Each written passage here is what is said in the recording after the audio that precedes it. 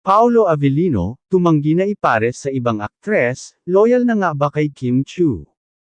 Usap-usapan ngayon sa entertainment circles ang desisyong di umano ni Paolo Avellino na tanggihan ang ilang proyektong ipapareha siya sa ibang aktres. Ayon sa mga sources, mas pinipili na raw ng aktor na makatrabaho si Kim Chiu, sa kabila ng maraming offers na naghihintay. Mula nang magsama sila sa hit series Linlang, naging malakas ang tambalan nina Paolo at Kim, parehong pinuri ang kanilang chemistry at husay sa pag-arte. Dahil dito, marami ang naniniwala na may espesyal ng koneksyon ang dalawa, hindi lang sa trabaho kundi pati sa personal na buhay.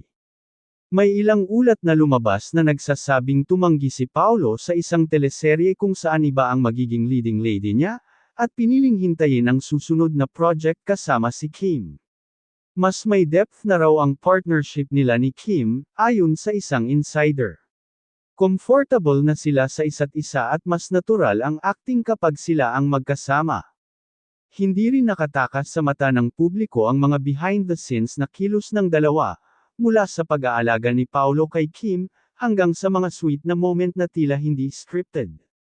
Hanggang ngayon ay walang kumpirmasyon mula sa kampo ni Paolo, ngunit maraming fans ang mas lalong na-excite sa posibilidad na may namumuong mas malalim na relasyon sa pagitan nila ni Kim. Para sa supporters ng tambalan, ang pagiging choosy ni Paolo ay isang patunay ng respeto at pagtutok niya sa kalidad ng proyekto at sa taong gusto niyang makatrabaho, walang iba kundi si Kim Chiu.